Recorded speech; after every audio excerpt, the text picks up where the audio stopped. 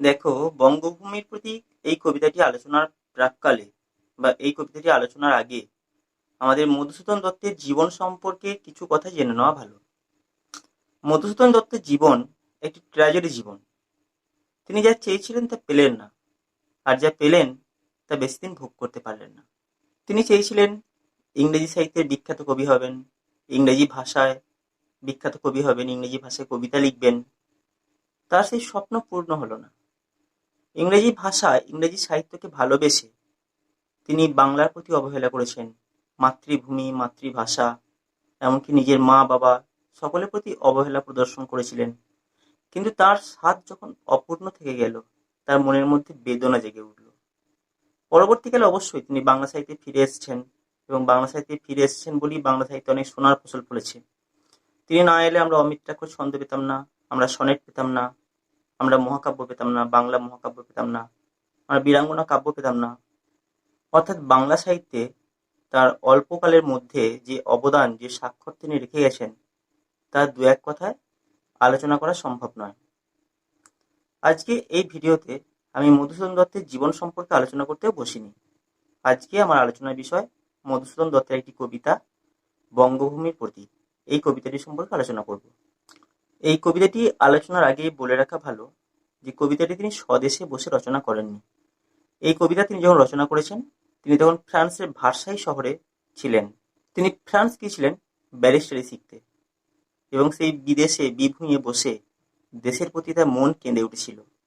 দেশের মানুষের প্রতি, স্বজনের প্রতি, স্বদেশের প্রতি, বঙ্গভূমির প্রতিটি মানুষ, এমনকি প্রকৃতির প্রতি তার সমবেদনা, তার অনুরাগ এই কবিতায় প্রকাশ পেয়েছে। দেখো, কবিতাটি শুরু হয়েছে বায়রনের লেখা একটি ইংরেজি কবিতার লাইন দিয়ে। লাইনটি হলো, মাই নেটিভ ল্যান্ড, গুড নাইট। অর্থাৎ তিনি ফ্রান্সের ভার্সাই শহরে বসে দেশের মানুষের কথা ভাবছেন। তখন রাত হয়েছে, এবং সেই রাতে ঘুমাতে যাওয়ার আগে, রাতে তার সারাদিনের কর্ম সমাপনের আগে তিনি দেশের মানুষকে গুড নাইট জানালেন। এখানেই বোঝা যায় দেশের মানুষকে তিনি কত ভালোবাসতেন, কত মিস করছিলেন ফ্রান্সের ভার্সাই শহরে বসে। সেখানে তার পরিচিতি, পরিজন বিশেষ কিছুই ছিল না। তার যা কিছু অন্তরের সম্পর্ক, তাই ভারতবর্ষের প্রতি, এই বাংলার প্রতি। সেই বাংলাকে, সেই স্বদেশকে তিনি গুড নাইট জানালেন। তারপরে দিনের কার্য সমাধা করে তিনি শয্যা আশ্রয় নিলেন। এটাই তিনি বোঝাতে চেয়েছেন। এই কবিতায় মধুসূদন দত্তের মনের বেদনা, মধুসূদন দত্তের জীবনের ট্র্যাজেডি যেন প্রতিটি শব্দে, প্রতিটি চরণে নিখুঁতভাবে প্রকাশ পেয়েছে। মধুসূদন দত্ত তার বিখ্যাত বন্ধু, প্রখ্যাত বাঙালি এবং বুদ্ধিজীবী গৌরদাস বসাককে একটি চিঠিতে এই কবিতাটি পাঠিয়েছিলেন। এটি মধুসূদন দত্তের একটি গীতি কবিতা। এই কবিতার মধ্যে মধুসূদনের অন্তর্ধর্মের পরিচয় প্রকাশ পেয়েছে। কোনো আখ্যানমূলক কবিতাটি নয়, একান্তভাবেই তার অনুরাগ, তার ভালোবাসা স্বদেশের প্রতি সেটি প্রকাশ পেয়েছে, তাই এটি গীতি কবিতা। তাহলে আমি উল্লেখ করলাম যে এটি একটি পত্রের মাধ্যমে, একটি চিঠির মাধ্যমে মধুসূদন তার বন্ধু গৌরদাস বসাককে পাঠিয়েছিলেন। পরবর্তীকালে এটি কবিতা আকারে প্রকাশিত হয়েছিল। 1962 সালে এই কবিতাটি প্রকাশিত হয়েছিল। কবিতার প্রথমে আছে, রেখো মা দাসেরে মনে, এ মিনতি করি পদে। তিনি বঙ্গভূমিকে, বাংলাকে মা বলে সম্বোধন করেছেন। মা যেরকম স্নেহ দিয়ে, ভালোবাসা দিয়ে একটি সন্তানকে আগলে রাখে, ভালোবাসা এবং স্নেহের সুধা দিয়ে সন্তানের অন্তরকে ভরিয়ে রাখে, এই বঙ্গভূমি, এই বঙ্গমাতা তেমনিভাবে মধুসূদনের জীবনকে, মধুসূদনের মনকে ভরিয়ে রেখেছে। বঙ্গভূমির কথা ভেবে তিনি সুখী হন, তিনি সুখ পান। সেই বঙ্গভূমিকে তিনি মা বলে সম্বোধন করেছেন, এবং নিজেকে সেই মায়ের দাস বা অনুচর বলে সম্বোধন করেছেন। এখানে মনে রাখবে যে মা বলে সম্বোধন করেছেন বঙ্গভূমিকে বা বাংলাকে বা তার স্বদেশকে, এবং নিজেকে সেই বঙ্গভূমির দাস বলে সম্বোধন করেছেন। দাস কি করে? সেবা করে। তিনিও বঙ্গভূমি বা বঙ্গমাতার সেবা করতে চান। তাহলে কবিতার প্রথম লাইনে দেখতে পেলে তিনি বঙ্গমাতার কাছে আবেদন করেছেন, মা যেন তাকে মনে রাখে, মা যেন তাকে ভুলে না যায়। তিনি মায়ের অন্তরে থাকতে চান, মায়ের অন্তরে স্নেহধন্য হয়ে থাকতে চান। সাধিতে মনেরও স্বাদ, ঘটে যদি পরমাদ, মধুহীন করো না গো, তব মনঃ কোকোনদে। মধুসূদন বলছেন, মনের স্বাদ, মনের আকাঙ্ক্ষা পূর্ণ করতে গিয়ে তিনি প্রমাদ ঘটিয়ে ফেলেছেন। পরমাদ শব্দটি মূল প্রমাদ শব্দ থেকে এসেছে। তিনি প্রমাদ ঘটিয়ে ফেলেছেন জীবনে। তিনি তার আকাঙ্ক্ষা চরিতার্থ করতে গিয়ে বঙ্গমাতাকে, বঙ্গভূমিকে, তার বাবা মাকে, আত্মীয় স্বজন সকলকে উপেক্ষা করেছিলেন। তার ঠিক হয়নি সেই উপেক্ষা করা। বঙ্গভূমির মাধুর্য, বঙ্গভূমির মাহাত্ম্য তিনি প্রথম জীবনে বুঝতে পারেননি, তাই ভুল করে ফেলেছেন। তাই বলছেন, সাধিতে মনেরও সাধ ঘটে যদি পরমাদ, মধুহীন করো না গো তব মনঃ কোকোনদে। তোমার মন তো পদ্মের মতো। কোকোনদ হলো এক ধরনের পদ্মফুল, লাল রঙের পদ্মফুল, তাকে বলা হয় কোকোনদ। তাই তোমার মন সেই কোকোনদ স্বরূপ। অনন্ত মধু, অনন্ত সুধা তোমার মনের মধ্যে রয়েছে। আমাকেও সেই সুধা থেকে বঞ্চিত করো না। আমি সেই সুধা থেকে বঞ্চিত হতে চাই না। আমি চাই তোমার মনের মধ্যে, তোমার অন্তরের মধ্যে চিরস্থায়ী আসন লাভ করতে, তোমার অন্তরের সুধা পান করে আমার জীবন ধন্য করতে। তাই আমাকে মধুহীন করো না। এই মধু শব্দটি এখানে দুটি অর্থে ব্যবহার হয়েছে। একটি হচ্ছে ফুলের মধু, যেহেতু কোকোনাট শব্দটি এসছে বা পদ্ম ফুলের প্রসঙ্গ এসছে, তাই এখানে মধু হলো ফুলের মধু। আবার একই সঙ্গে মধু অর্থাৎ মধুসূদন। তিনি বঙ্গমাতাকে বলছেন তিনি যেন তার সন্তান মধুসূদনকে ভুলে না যান। আবার একই সঙ্গে ফুলের মধু থেকে তাকে যেন বঞ্চিত করা না হয়। তিনি যেন ভ্রমর স্বরূপ, সেই মধু পান করতে চান। দেখো এরপরে আছে, প্রবাসে দৈবেরও বসে, জীব তারা যদি খসে, এ দেহ আকাশ হতে নাহি খেদ তাহে। এই কবিতা আলোচনার প্রাককালে প্রথমেই বলেছি যে মধুসূদন এই কবিতা রচনাকালে ফ্রান্সের ভার্সাই শহরে ছিলেন। তা বঙ্গমাতার কাছে তিনি আবেদন জানাচ্ছেন, এই ফ্রান্সের এই ভার্সাই শহরে তিনি যদি মারা যান, তার প্রাণ বিয়োগ ঘটে, তার কোনো খেদ নেই, তিনি মরতে ভয় পান না। জন্মালে মরতে হবে, এই চিরসত্য তিনি জানেন। তাই মরণকে তিনি ভয় পান না, মরণকে এড়িয়ে কোথাও যাওয়া যায় না, সেই চিরসত্যকে তিনি স্বীকার করেছেন। দেখো, জীব তারা, জীব তারা হলো একটি সমাসবদ্ধ শব্দ। জীব রূপ তারা, আমাদের এই জীবনকে তিনি তারার সঙ্গে তুলনা করেছেন। আকাশ থেকে যেমন ভাবে তারা খসে পড়ে, তেমনি জীবনের আকাশ থেকে যদি আমাদের জীবন খসে পড়ে, তখন সেই রূপক বা সেই তুলনা সার্থক হয়ে ওঠে। এবং সেই সার্থকতায় তিনি পৌঁছে দিয়েছেন এই কবিতাটিকে। তিনি বলেছেন এ দেহ আকাশ হতে, দেহটাকে তিনি আকাশের সঙ্গে তুলনা করেছেন, এবং সেই আকাশের একটি তারা হলো এই জীবন।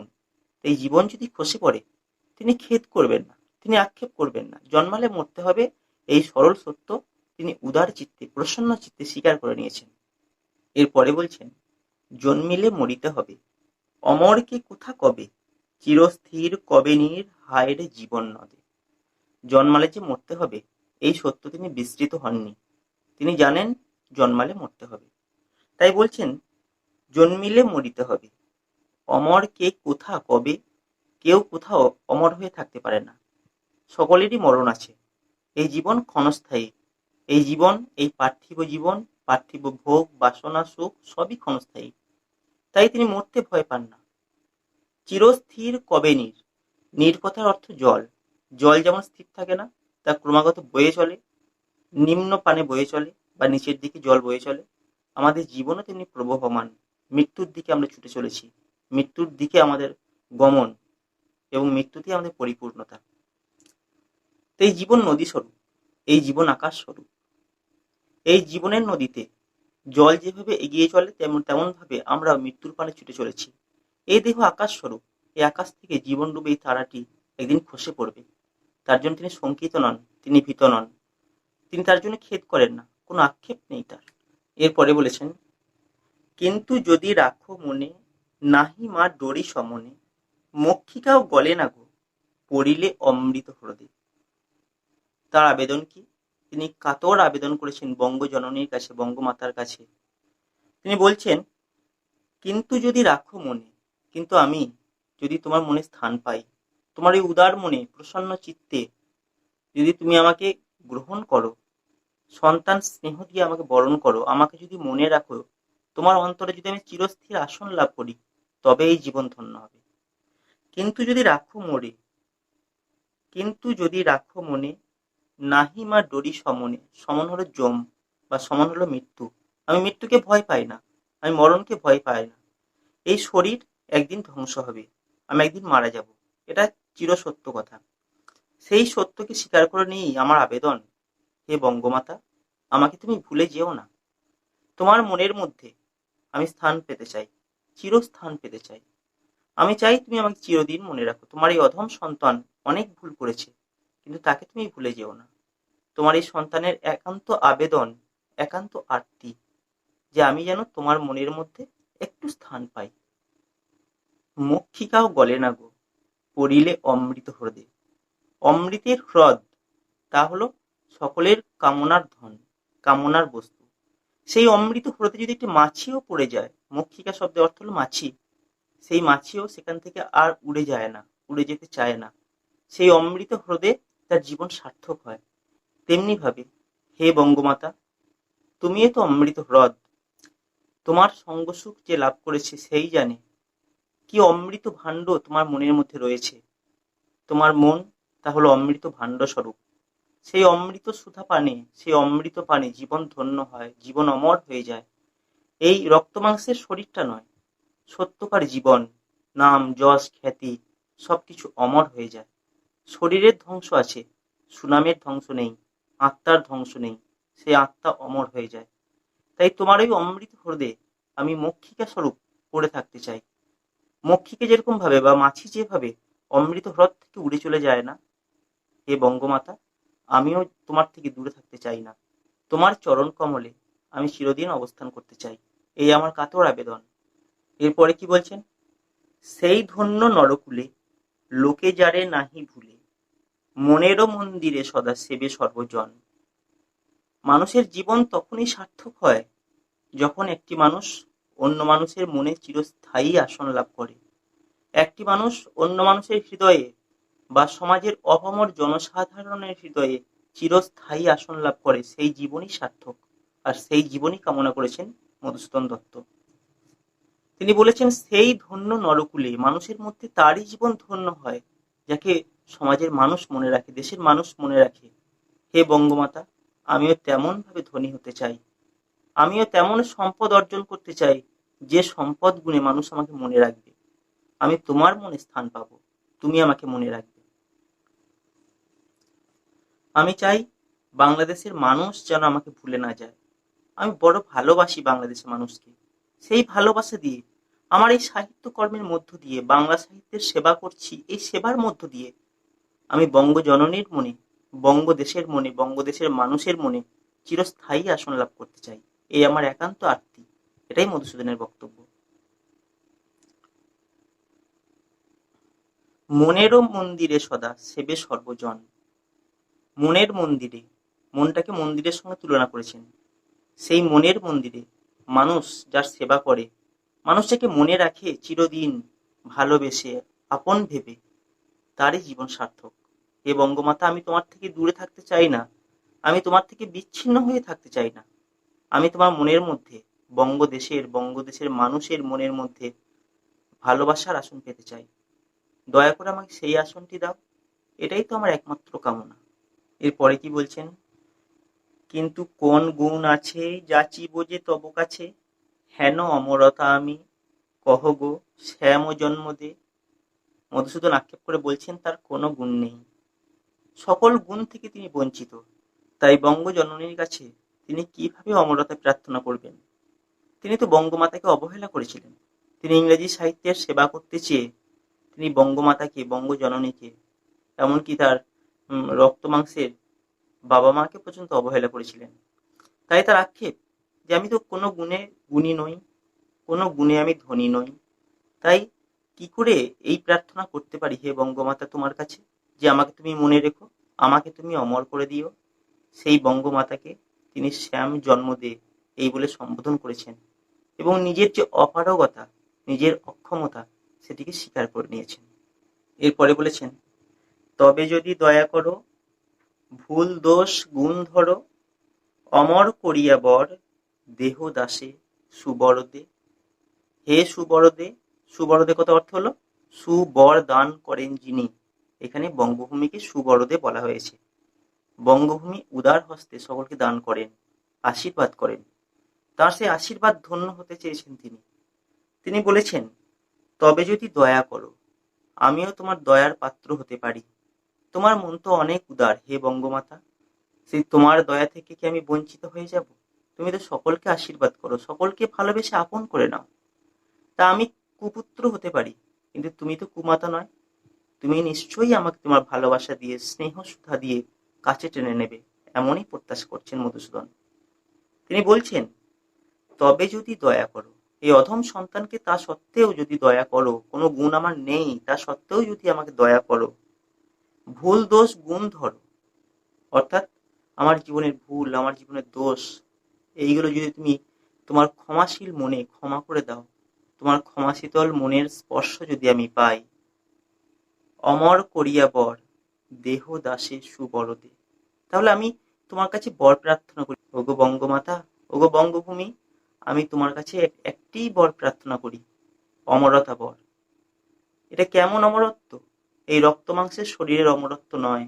এই রক্ত মাংসের শরীর একদিন ক্ষয় হয়ে যাবে, মিশে যাবে মাটির সঙ্গে, কিন্তু আমার নাম যাতে বঙ্গবাসীর মনে চিরস্থায়ী আসন লাভ করে, সেই বর দাও।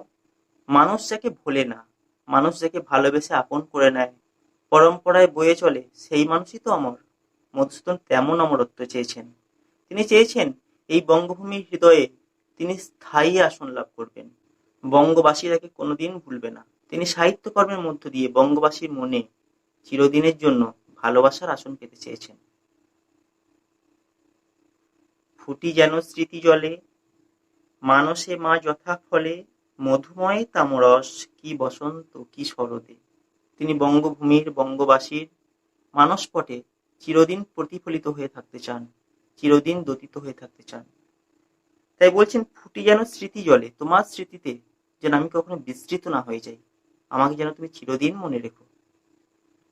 মানসে মা যথা ফলে, মানসে মানে মনে, মনের মধ্যে ফলে বা প্রকাশ পায়, কি প্রকাশ পায়, কি ফলে?